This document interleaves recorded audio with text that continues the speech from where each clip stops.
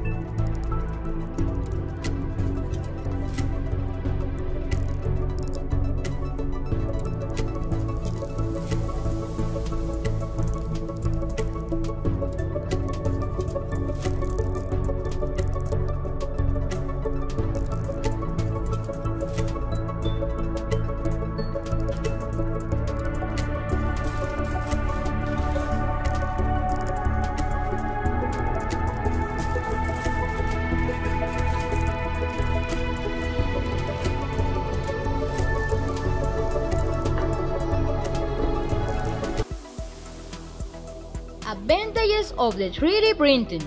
Number 1. The 3D printing prints in 3 dimensions. It means that it is better than printing in a normal printer, because when you print in a normal printer, you are only going to take a piece of paper with a picture. Number 2. Printing in these machines is very quickly. Sometimes the same day you make a design, you could have it in your hands. Number 3. The 3D printer is very useful because you only have to use the necessary amounts of material and you are not going to have a lot of trash at the end of the process, because this machine tries to calculate the necessary amount of materials. And number 4. The 3D printer has improved the medicine by prosthetic parts of the body. Did you know that there is a person that has a vertebrae made of plastic, and this vertebrae was made with a 3D printer? That's incredible! And now words. Number 1. spine, that in Spanish translates columna vertebral. Number 2, stack, that in Spanish translates a pilar. And number 3, manufacture, that in Spanish translates fabricar. Conclusions. We can say that the 3D printer is one of the most useful inventions during these times. Not only because you can print and have everything you want, like a toy, everything, because you have endless of possibilities. Also because it has improved the world. It has improved the medicine.